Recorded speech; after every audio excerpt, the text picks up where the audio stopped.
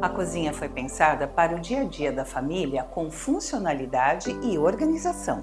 Do lado de fora, a casa revela um verdadeiro convite para viver.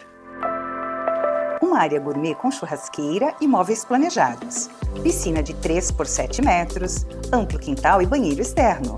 Um espaço onde os finais de semana ganham outro significado e onde cada encontro se transforma em uma lembrança especial. Construída com tijolo maciço deitado, paredes e tetos completamente rebocados, é uma obra feita para durar, com qualidade que se percebe em cada detalhe. Além disso, a casa conta com aquecimento de água e ar-condicionado em todos os ambientes, oferecendo conforto em qualquer época do ano. São 360 metros de terreno e 298 metros de área construída, em estilo clássico contemporâneo.